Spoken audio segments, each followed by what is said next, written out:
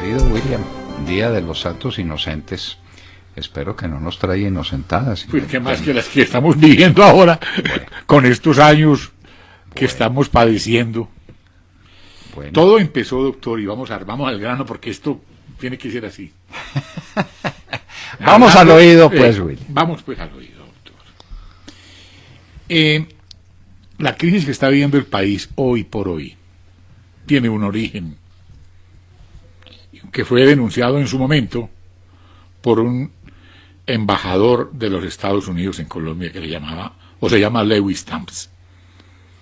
Se lo dijo a Hernando Corral en un memorable reportaje para el noticiero de las 7. El compañero, como le dicen a Hernando Corral, fue donde él y le dijo: usted dice que tiene algo para decirle al mundo, cuéntele pues. Y dijo: sí, señor, aquí se está formalizando ya una gran alianza entre el narcotráfico y la guerrilla. Y todo arrancó ahí, doctor Londoño. Pongámosle año a eso. Eso fue en el año de 1984. Era presidente Belisario Betancur Cuartas. Eso fue en marzo 4, el día del reportaje. Con toda la razón, porque es que, a ver, hagamos historia. Qué bonito. Hagamos historia, qué porque bueno. Esto hay que ubicarlo en su contexto. Porque es que estamos repitiendo lo mismo ahora que estamos hablando de los santos inocentes, que somos como 47 millones al paso que van las cosas. Sigamos, con contadas excepciones, tranquilo. Bueno, hagamos composición del lugar. Sí, señor. ¿De qué vivió la guerrilla colombiana desde 1960 hasta ese año 1982, 84? ¿De qué vivió? Vivió obviamente del secuestro. Y del apoyo. ¿De Cuba? De Cuba, es decir, del apoyo de la Unión Soviética. Exactamente. Y las FARC se mantenía con la plática que les llegaba a través de Cuba y que se las entregaban generalmente en armas, en explosivos, en asistencia técnica, es decir, en entrenamiento militar, lo llamaban ellos, entrenamiento para el terrorismo. De eso vivían. Y eso fueron las FARC. Y después vino la creación del ELN y la del EPL. Con los Vázquez Castaño. Y la del M-19. Todo en donde todos eran asiduos visitantes a Cuba. Amigos de Fidel y de Raúl. ¿Usted no vio el saludo que le hizo Timochenko a Raúl Castro en La Habana? Ahora con motivo de este acto en el que estaban celebrando el saludo militar. Saludo militar. De comandante. Es que allá se hicieron todos. Allá se fabricaron. Todos esos bandidos se fabricaron allá en Cuba. Entonces, cuando vino la caída de Cuba, cuando vinieron los años terribles, en que Cuba estuvo a punto de disolverse, de liquidarse, porque la Unión Soviética, acuérdese que eso se desfondó. Implosionó. Entonces no hubo más apoyo. La gente dijo: se acabó la guerrilla, se acabó por consunción, no tiene con qué tenía el apoyo, no tiene con qué mantenerse, no tiene el apoyo. Y de pronto empiezan las FARC a subir y a subir y a subir los frentes. Es que eso se medía en número de frentes. Entonces podían mantener, me parece que al comienzo del gobierno de Belisario estaban en 5 o en 7 frentes. Y eso empezó a crecer, y a crecer, y a crecer. Y la gente decía: ¿cómo y de dónde? ¿Cómo y de dónde? ¿Y cuándo? Belisario encontró la guerrilla toda en la cárcel. ELN, la dejó el presidente Turbay. Todo. El presidente Turbay, con su estatuto de seguridad, dejó a todos los guerrilleros en la cárcel. Claro. Y entonces era el fin de la guerrilla en Colombia. Cuando eso crezca y crezca y crezca. ¿De dónde? ¿Cómo? De la cocaína, del narcotráfico. La alianza viene de ahí. Y estamos exactamente cuando el embajador Stamps lo revela. Es que esta es una alianza entre los narcotraficantes y los guerrilleros. Alianza alianza que tuvo todas las etapas y todas las expresiones del mundo. La gente, yo no sé por qué a la gente se le pasan las cosas. Es cuando se habla del apoyo que Pablo Escobar le dio al M-19 para asaltar el Palacio de Justicia en 1985. Creían que todo era sumadito, ¿eh? que ese era el primer acercamiento. No. Están las fotografías en Nicaragua, ¿se acuerdan? Bajando cocaína de un avión. O subiéndola porque el avión iba para los Estados Unidos. Y estaba Pablo Escobar con los tipos claves del M-19 echándose bultos de cocaína al hombro. Entonces, de ahí viene. El embajador Tamps tenía la razón. Y eso es lo que estamos viviendo desde hace casi 30 años. Y después se conoció, recuerde, una disputa entre alias el Mexicano y las FARC por una cocaína, creo que era de Caquetá o el Guaviare. Claro, se agarraron. Claro. Hay un... Y eso desembocó, perdón, doctor Londoño, en lo que significó aniquilaron la UP por orden del Mexicano, que dijeron, bueno, estos tipos nos tumbaron, pero vamos también a la UP, el brazo armado, el brazo político de las FARC. Intentaron asesinar senadores. Porque combinaban armas con política. Exactamente. La combinación de las formas de lucha, pero si es que eso está claro, eso está cantado, eso está sabido, eso no es ningún misterio. Pero recuerde de qué año sería el secuestro del papá de Pablo Escobar. El papá de Pablo Escobar lo secuestró el M-19, me parece que fue el M-19, cuando apenas empezaba su vida. Y Pablo Escobar, que estaba en el exterior, pues en alguno de sus negocios de promoción de exportaciones, vino a Colombia y armó un ejército de no sé cuántos miles de hombres y empezó a darles palo. Rescató al papá y además de rescatar el papá, dio de baja no sé cuántos guerrilleros o se los entregó presos amarrados. Llamaba a la policía de los avisos en Medellín y le decía, fulano, vaya al potrero tal, al sitio tal, que ahí le tengo unos recaitos. Ahí estaban los tipos amarrados. 1984 también coincide. 1984, el secuestro de Abel Escobar Echeverry. Bien, entonces, súmele eso empieza la lucha y se hace el armisticio. Dice, hagámonos pasito. La hija de Fabio Ochoa.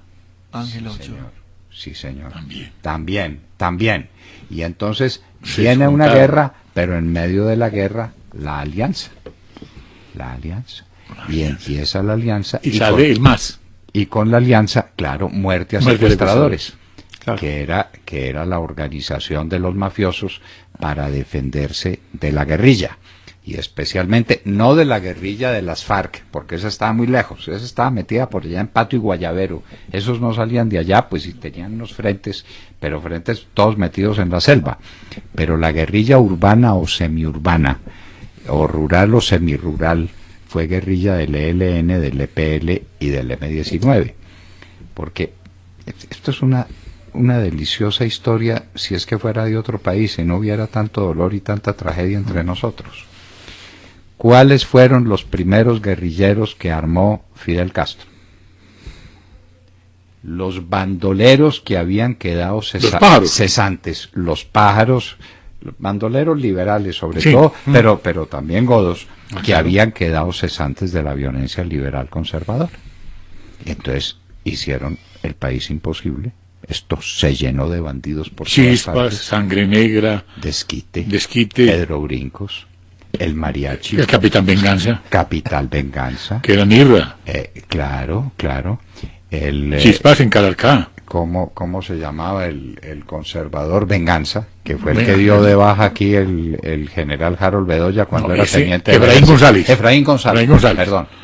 Que dio de baja el general Harold Bedoya, claro, que estaba comandando como teniente el pelotón de soldados que estaba rodeando a Efraín González. De pronto se les vino encima Efraín González, los soldados quedaron como atolondrados porque cualquier cosa se imaginaron medio menos que ese tipo iba a salir de allá.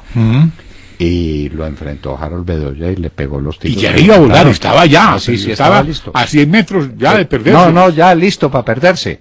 Y lo mató. Fue gobierno del doctor Guillermo León Valencia. Porque es que ahí viene la historia.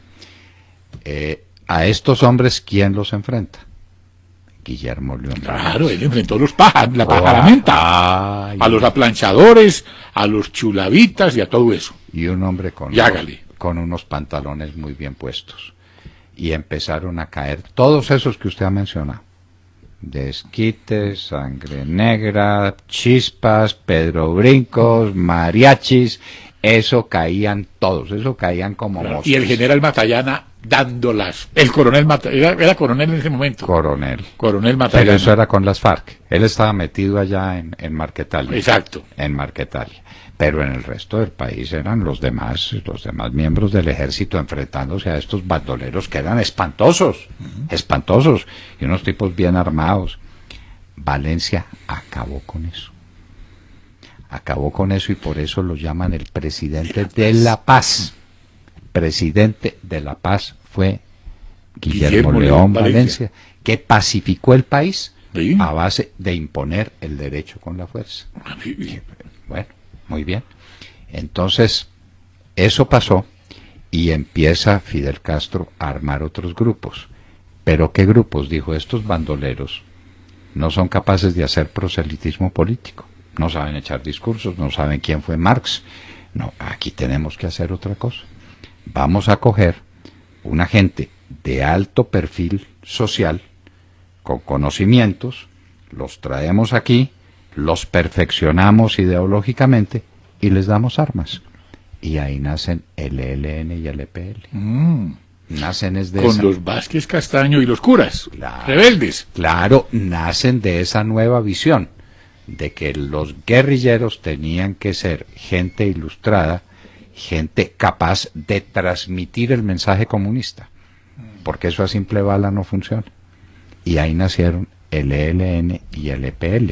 Y ahí aparece el tutor espiritual de Juanpa, que es el padre Camilo Torres, que me lo contó el propio Juanpa a mí, porque yo le dije, bueno, ¿cuál es su patrón ideológico? Le dije en el 98, una cosa así, le dije, y me dijo, mi patrón ideológico es el padre Camilo Torres Estrepo.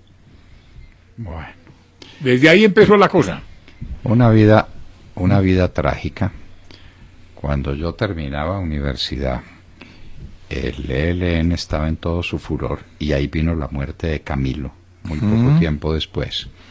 Un compañero mío de clase, cuyo nombre no voy a decir y que era de esa corriente, le puso a su hijo Camilo, en recuerdo del padre Camilo Torres. Un hombre con una vida muy dolorosa y muy triste, no hay para qué.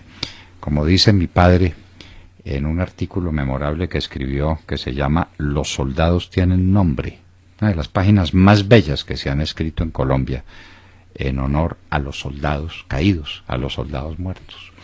Los soldados tienen nombre. Dijo Camilo, por cuya tragedia hay que pasar por encima como sobre un gran dolor. Mi padre no dijo más, dijo eso de Camilo Torres. Hay que pasar por encima de esa historia como por encima de un gran dolor.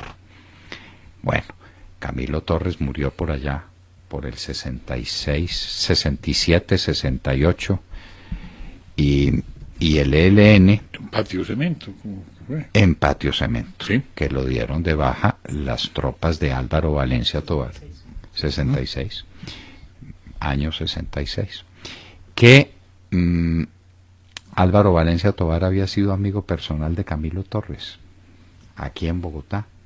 Valencia Tovar era de la alta sociedad bogotana, y él se fue para el ejército y Camilo Torres de cura, y después Camilo Torres se volvió guerrillero, y su amigo de juventud, Álvaro Valencia Tovar, fue el que lo dio de baja. Bueno, historias que se cuentan, pero estamos en que por el año 82, 83, 84, se va haciendo esa alianza maldita entre guerrilla y narcotráfico. Esto no es de ayer, ¿Esto La de qué? séptima No, conferencia de las absoluto. FARC, las finanzas de las FARC, vienen de allá, del año 83.